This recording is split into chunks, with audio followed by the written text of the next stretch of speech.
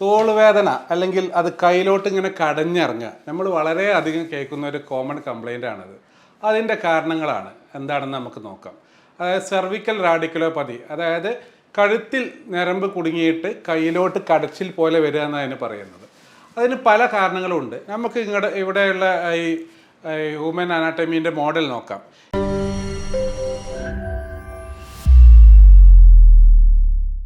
ഇതാണ് കഴുത്തിൻ്റെ വെർട്ടിബ്ര എന്ന് പറയുന്നത്, അതായത് സെർവിക്കൽ വെർട്ടിബ്ര എന്ന് പറയുന്നത്. സാധാരണഗതിയിൽ നമ്മുടെ ഈ കഴുത്തിൻ്റെ മൂവ്മെൻറ്റ്സ്, തിരിയുന്നത്, താഴോട്ട് നോക്കുന്നത് എല്ലാം ചെയ്യുന്ന ഒരു ജോയിൻ്റാണ് ഈ സെർവിക്കൽ വെർട്ടിബ്ര എന്ന് പറയുന്നത്. അത് നല്ലൊരു സപ്പോർട്ടുള്ള, വളരെ അടുക്കി വെച്ചിട്ട്, ഇപ്പോൾ മറ്റുള്ള വെർട്ടിബ്രയായിട്ട് കമ്പയർ ചെയ്യുമ്പോൾ വളരെ നാരോ സ്പേസ് ഉള്ള ഒരു ഏരിയയാണ് നമ്മൾ കഴുത്തുള്ള നട്ടെല്ല് എന്ന് പറയുന്നത്. അതിന് സാധാരണഗതിയിൽ അതിൻ്റെ ഡിസ്കിന് ഡീജനറേഷൻ, അതായത് ഈ രണ്ട് വെർട്ടിബ്ര തമ്മിലുള്ള കുഷനുണ്ട്, ഡിസ്ക്, ആ ഡിസ്കിന് ഡീജനറേഷൻ അല്ലെങ്കിൽ അതിന് തേയ്മാനം വരിക, അല്ലെങ്കിൽ ആ ഡിസ്ക് തെറ്റുക, ഇതിനെയാണ് സെർവിക്കൽ റാഡിക്കുലോപ്പതി എന്ന് പറയുന്നത്. ഇത് വരുമ്പോൾ സാധാരണ രീതിയിൽ നമുക്ക് എന്തൊക്കെയാണ് സിംറ്റംസ് വരുന്നതെന്ന് നോക്കാം. ഒരാൾ പറയാണ്, എനിക്ക് കുറച്ച് കാലത്ത് കഴുത്ത് വേദന ഉണ്ടായിരുന്നു, അതിപ്പോൾ മെല്ലെ കയ്യിലോട്ട് കടഞ്ഞിറങ്ങാൻ തുടങ്ങിയെന്ന് പറയും.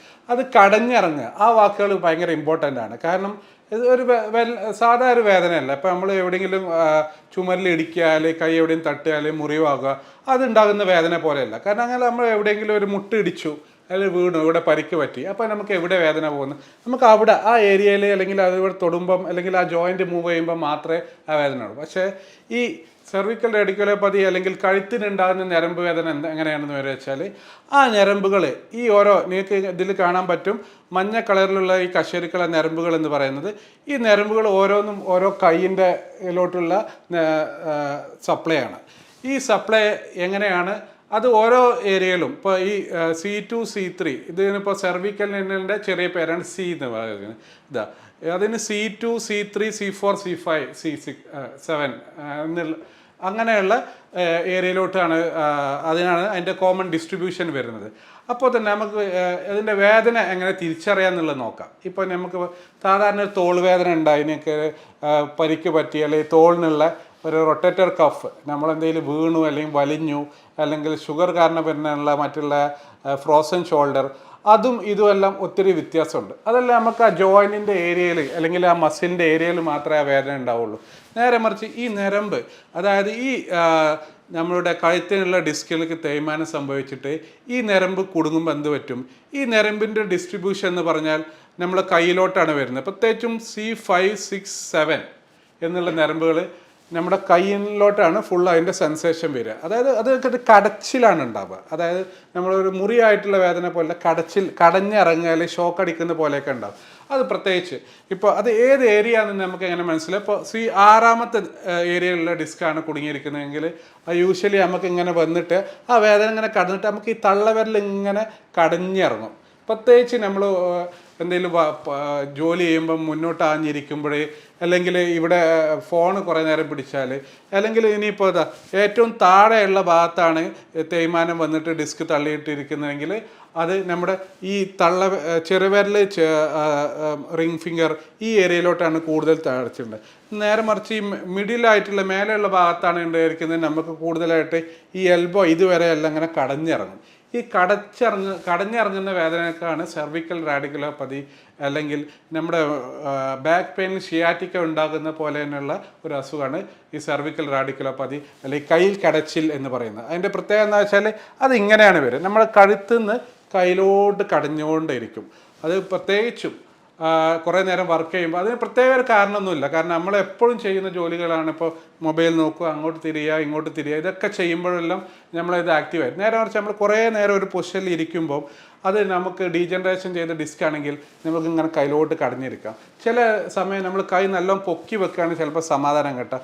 ഈ കൈ കടച്ചിൽ മിക്കവാറും ചിലർക്ക് രാത്രിയെല്ലാം അല്ലെങ്കിൽ ഉറങ്ങുമ്പോൾ കൂടുതലായിട്ടെല്ലാം കടഞ്ഞ്. ഈ കടച്ചിലിന് വേറെ പ്രത്യേകത വെച്ചാൽ ഒരു അസ്വസ്ഥത ഉണ്ടാക്കുന്ന കടച്ചിലാണ്, മൊത്തത്തിൽ കടച്ചിൽ വരും, മനസ്സിലായില്ലേ? ആ ഏരിയയിൽ മൊത്തം കടച്ചിൽ വരും, നമുക്ക് ഉറങ്ങാൻ പറ്റാതെ, ചിലർക്ക് ഇങ്ങനെ ഡിപ്രഷൻ വരും, അങ്ങനത്തെ കാര്യങ്ങളൊക്കെ വരും. അപ്പോൾ ഇങ്ങനത്തെ അസുഖം വന്നാൽ നമ്മൾ എന്താ ചെയ്യേണ്ടത്? അത് ഡോക്ടറെ കാണിക്കണം. ഡോക്ടറെ കാണിച്ചിട്ട് നമ്മൾ ചിലപ്പോൾ വേണമെങ്കിൽ ഒരു എക്സ്റേ എടുത്ത് നോക്കാം, എന്ത് തേയ്മാനങ്ങളുണ്ടോ നോക്കാം. സാധാരണ നല്ല രീതിയിലുള്ള തേയ്മാനങ്ങൾ, പ്രത്യേകിച്ചും ഡിസ്കിന് അല്ലെങ്കിൽ ഈ എല്ലുകൾക്കുള്ള തേയ്മാനം എക്സ്റേയിൽ കാണാൻ പറ്റും. പക്ഷേ ഈ ഞരമ്പുകൾ, ഈ ഡിസ്ക് തള്ളിയിട്ട് ഞരമ്പുകൾ കുടുങ്ങി കിടക്കുന്നതാണ് നമുക്ക് എക്സ്റേയിൽ കാണാൻ പറ്റണമെന്നില്ല. അതിനു വേണ്ടി നമ്മൾ കഴുത്തിൻ്റെ MRI ചിലപ്പോൾ എടുക്കേണ്ടി വരും. ആ MRI എടുത്താൽ നമുക്ക് ഈ ഞരമ്പ് ഏത് ഭാഗത്താണ് കുടുങ്ങിയിരിക്കുന്നതെന്ന് കാണാൻ പറ്റും. അത് കണ്ടുപിടിച്ചാൽ നമുക്ക് അതിൻ്റെ ലൊക്കേഷൻ അറിയാൻ പറ്റും, ഏത് ഡിസ്കാണ്. ഇപ്പോൾ സപ്പോസ് നമ്മൾ ഇപ്പോൾ 5ാമത്തെ 6ാമത്തെയും ഞരമ്പിൻ്റെ അടിയിലുള്ള വെർട്ടിബ്രേൻ്റെ അടിയിലുള്ള ഡിസ്ക് ആണെങ്കിൽ നമുക്ക് ഈ ഞരമ്പ് ഇങ്ങോട്ട് ജാം ആയാൽ നമുക്ക് 6ാമത്തെ അല്ലെങ്കിൽ 5ാമത്തെ ഈ തള്ളവിരലിൻ്റെ അങ്ങോട്ട് പെരുപ്പ് അല്ലെങ്കിൽ കടച്ചിൽ വരുന്നതാണ്. അപ്പോൾ അത് നമുക്ക് MRIയിൽ കണ്ടുപിടിക്കാൻ പറ്റും. അതിന് നമുക്ക് എങ്ങനെ ചികിത്സിക്കാമെന്ന് നോക്കാം. സാധാരണ രീതിയിൽ മറ്റ് ഡിസ്ക് അസുഖങ്ങളെ പോലെ തന്നെ കഴുത്തിനുണ്ടാകുന്ന ഡിസ്കുകൾ അസുഖങ്ങളും സ്വമേധയ അല്ലെങ്കിൽ നമ്മൾ മെഡിസിന് ഫിസിയോതെറാപ്പി എല്ലാം ചെയ്താൽ സെറ്റിലാവുന്നതാണ്. പക്ഷെ അതിനൊരു ടൈം പീരീഡ് ഉണ്ട്. ഇപ്പോൾ വേദന തുടങ്ങി കുറച്ച് കഴിഞ്ഞതിന് ശേഷം മെഡിസിൻ എല്ലാം കഴിച്ചു, ഫിസിയോതെറാപ്പി ചെയ്തു, കഴുത്ത് സ്ട്രെങ്തൻ ചെയ്യാനുള്ള എക്സസൈസ്, ഇതൊന്നും ചെയ്തിട്ട് മാറുന്നില്ല എന്നെങ്കിൽ നമുക്കതിന് സെർവിക്കൽ എപ്പിഡ്യൂറൽ എന്ന് വെച്ചാൽ നേരിട്ട് നമ്മൾ ആ കുടുങ്ങി കിടക്കുന്ന ഞരമ്പിൻ്റെ അങ്ങോട്ട് നമുക്ക് നേരിട്ട് നമുക്ക് ഇഞ്ചക്ഷൻ വഴി മരുന്നെത്തിക്കാൻ പറ്റും. അതുകൊണ്ടുള്ള മെച്ചം എന്താണെന്ന് വെച്ചാൽ നമ്മളിപ്പോൾ ഒത്തിരി മരുന്ന് കഴിച്ചിട്ട് ഫിസിയോതെറാപ്പി ചെയ്തിട്ട് മാറുന്നില്ല, പിന്നെ നമുക്ക് ചെയ്യാനുള്ള ഒരു ഓപ്ഷൻ ഓപ്പറേഷനാണ്. പക്ഷേ ഈ കഴുത്തിൻ്റെ ഏരിയയിലുള്ള ഡിസ്കിൻ്റെ ഓപ്പറേഷൻ നമ്മൾ വളരെ ബുദ്ധിമുട്ടുണ്ടെങ്കിൽ മാത്രം അതിൻ്റെ ലാസ്റ്റ് ഓപ്ഷനായിട്ട് മാത്രം ചെയ്യാൻ പറ്റുള്ളൂ. അപ്പോൾ അത് എങ്ങനെ ചെയ്യുന്നതെന്ന് വെച്ചാൽ സാധാരണ രീതിയിൽ നമുക്ക് MRI എടുത്ത് ഡിസ്ക് തള്ളിച്ച കൂടുതലുണ്ട് അല്ലെങ്കിൽ അത് ഞരമ്പിലോട്ട് കൂടുതലായിട്ട് തള്ളി നിൽക്കുന്നുണ്ടെങ്കിൽ നമുക്ക് അത് തിയേറ്ററിൽ കൊണ്ടുപോയിട്ട് ആ ഒരു എക്സ്റേ മെഷീൻ വെച്ചിട്ട് ലൈവായിട്ട് ആ ഡിസ്ക് ഏരിയ ഏതാണെന്ന് കണ്ടുപിടിച്ചിട്ട് അങ്ങോട്ട് നമുക്ക് നീഡിൽ പാസ് ചെയ്തിട്ട് ആ ഏരിയയിൽ ആ ഡിസ്കും ആ ഞരമ്പ് ജാമായിരിക്കുന്നത് ഏത് കൈൻ്റെ ഏത് ഏരിയയിലോട്ടാണ് വേദന ഉള്ളത് അതെല്ലാം പ്രത്യേകം ഞരമ്പാണ്, അങ്ങോട്ട് നേരിട്ട് മരുന്ന് കൊടുത്തിക്കാൻ പറ്റും. അത് മരുന്ന് എത്തിച്ചാൽ എന്ത് സംഭവിക്കുക, അവിടെയുള്ള ആ തള്ളി നിൽക്കുന്ന നീരെല്ലാം വലിഞ്ഞിട്ട് ആ ഞരമ്പൊന്ന് ഫ്രീ ആവും. അപ്പോൾ തന്നെ നമുക്ക് ഒത്തിരി ആശ്വാസം കിട്ടുന്നതാണ്. എന്നിട്ട് നമ്മൾ കഴുത്ത് സ്ട്രെങ്ത് ചെയ്യാനുള്ള എക്സസൈസ് എല്ലാം ചെയ്തിട്ട് മെഡിസിൻ എല്ലാം കണ്ടിന്യൂ ചെയ്ത് എടുക്കാൻ പറ്റുന്നതാണ്. ഇത് വളരെയധികം എഫക്റ്റീവായ ട്രീറ്റ്മെൻറ്റാണ് ഇൻ്റർലാമിനാർ സെർവിക്കൽ എപ്പിഡ്യൂറൽ എന്ന് പറയുന്നത്. അത് ചെയ്ത് ചില ആളുകൾക്ക് ചിലപ്പോൾ വീണ്ടും വരാറുണ്ട്, അത് വീണ്ടും റിപ്പീറ്റ് ചെയ്യുന്നതിന് കുഴപ്പമൊന്നുമില്ല. പക്ഷേ അത് നല്ല രീതിയിൽ ഫ്ലൂറോസ്കോപ്പിക് ഗൈഡഡ് ആയിട്ട് നല്ല സ്റ്റെറൈലായിട്ട് നല്ല രീതിയിൽ ചെയ്താൽ നല്ല റിസൾട്ട് ഉണ്ടാകുന്നതാണ്. എന്നിട്ട് അതോടുകൂടി തന്നെ ഫിസിയോതെറാപ്പി മെഡിസിൻ എല്ലാം കഴിച്ചാൽ വളരെ പെട്ടെന്ന് ഭേദമാകുന്ന ഒരു അസുഖമാണ് സെർവിക്കൽ എഡിക. അപ്പോൾ അത് വേറൊരു കാര്യം ഇതോട് കൂടി ഇപ്പോൾ എല്ലാ കഴുത്തുവേദനയും എല്ലാ കൈക്കടച്ചിലും റാഡിക്കുലോപ്പതി ആയിരിക്കണം എന്നില്ല. ചില കൈക്കടച്ചിൽ ചില ആളുകൾക്ക് ചിലപ്പോൾ നിങ്ങൾക്ക് നല്ല ഷുഗർ ഉണ്ടാവും, നല്ല കൊളസ്ട്രോൾ അല്ലെങ്കിൽ മറ്റുള്ള ഹൈപ്പർ ടെൻഷൻ അസുഖമുള്ളവർക്കെല്ലാം ഇടത് ഭാഗത്തിൽ കടച്ചിലുണ്ടാവാം, അതോടുകൂടി തന്നെ നെഞ്ചുവേദന ഉണ്ടാവാം. ഇത്തരം ആളുകൾക്ക് നമ്മൾ ബാക്കിയുള്ള അസുഖങ്ങളൊന്നും ഇല്ല എന്നുള്ളത് റൂൾ ഔട്ട് ചെയ്യണം. അതായത് ഈ ഇടത് ഭാഗത്ത് ഉള്ളോട്ടുള്ള കടച്ചിൽ, നെഞ്ചുവേദന, ഇടയ്ക്കിടയ്ക്ക് ഗ്യാസിൻ്റെ അസുഖം പോലെ തോന്നും, ഇതെല്ലാം ചിലപ്പോൾ ഹാർട്ട് പെയിൻ ആയിരിക്കാം. അതേപോലെ തന്നെ ഷോൾഡറിൽ മാത്രം വേദന ഉണ്ടാവുക, കൈ പൊക്കുമ്പോൾ വേദന, ഇതെല്ലാം ഷോൾഡറിൻ്റെ അസുഖമായിരിക്കാം. ഇപ്പോൾ ഇതിനെല്ലാം വ്യത്യസ്തമായിട്ട് ഈ കഴുത്തിൽ ഞരമ്പ് കുടുങ്ങുമ്പോൾ എന്താ സംഭവിക്കുക എന്ന് വെച്ചാൽ അതിൻ്റെ ഞരമ്പിൻ്റെ പാറ്റേൺ ഡെർമറ്റോമൽ ഡിസ്ട്രിബ്യൂഷനിൽ മിക്ക ആളുകൾക്കും താഴെ വരെ കടച്ചിലുണ്ടാവും. മനസ്സിലായില്ലേ? അത് പ്രത്യേക പൊസിഷനിൽ ചിലപ്പോൾ അങ്ങോട്ട് തിരിഞ്ഞിരിക്കുമ്പോൾ ബെൻഡാകുമ്പോൾ അതിനനുസരിച്ച് മാറാറുണ്ട്. ഏറ്റവും കൂടുതൽ C5 C6 എന്നുള്ള ഏരിയയിൽ നമ്മൾ തള്ളവിരൽ അവിടെയാണ് കടച്ചിലുണ്ടാവുക. അത് കൂടുതലായിട്ട് ട്രീറ്റ് ചെയ്യാതെ കുറച്ച് കാലം ഇങ്ങനെ കൊണ്ട് നടന്നാൽ നമ്മളിങ്ങനെ സഹിച്ച് കൊണ്ടു നടന്നതെന്ന് വെച്ചോ, എന്നാൽ എന്താ വെച്ചാൽ ഇവിടെയുള്ള ഈ മസിൽസൊക്കെ സെൻസിറ്റീവാകും. നമുക്ക് ഇവിടെ പിടിക്കുമ്പോൾ തന്നെ കടച്ചിൽ വരും, കയ്യിൽ പിടിക്കുമ്പോൾ കടച്ചിൽ വരിക, ഇവിടെ പിടിക്കുമ്പോൾ കടച്ചിൽ വരിക, ഈ ഇവിടെ ബൈസെപ്സിൻ്റെ അവിടെ പിടിക്കുമ്പം ഷോൾഡറിൻ്റെ ഇവിടെ ട്രപ്പീസിയസ് പോലുള്ള ഏരിയയിലൊക്കെ ട്രിഗേഴ്സ് പോയിന്റ് വരിക. അപ്പം മൊത്തത്തിലൊരു കടച്ചിലായി മാറും. ഇത് ഒത്തിരി കാലം കൊണ്ട് ഇങ്ങനെ നമ്മൾ അത് കൊണ്ടു നടന്ന വേറൊരു പ്രശ്നം എന്താ വെച്ചാൽ ഇതൊരു വൈഡ് സ്പ്രെഡ് ക്രോണിക് പെയിൻ ആവും. അതായത് ആ ഏരിയ ഫുള്ള് ബാക്കിയുള്ള ജോയിൻറ്റിലോട്ടെല്ലാം കാലിലോട്ടെല്ലാം കടച്ചിൽ വരാനും ഓവർ സെൻസിറ്റൈസ്ഡ്, അത് ഞരമ്പുകളെല്ലാം over sensitized myofascial pain syndrome പോലെയുള്ള അസുഖങ്ങൾ ഫൈബ്രോമാൽജിയ പോലെയുള്ള അസുഖങ്ങൾ വരാനുള്ള ചാൻസ് വളരെ കൂടുതലാണ്.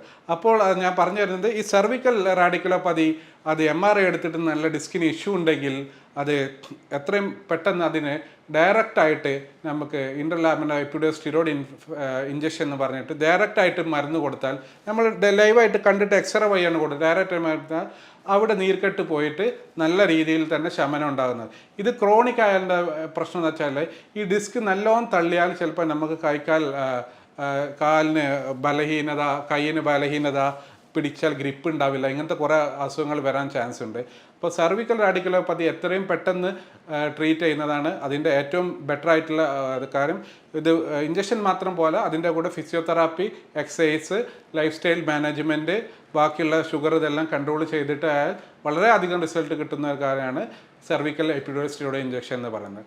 അപ്പോൾ പറഞ്ഞു തന്ന പോലെ തന്നെ എല്ലാ കഴുത്ത് വേദനയും പ്രശ്നമുള്ളതല്ല. ചില നമ്മൾ പൊസിഷൻ കൊണ്ടാവും, നമ്മളെ ജോലിയുടെ കാര്യങ്ങൾ കൊണ്ടാവും.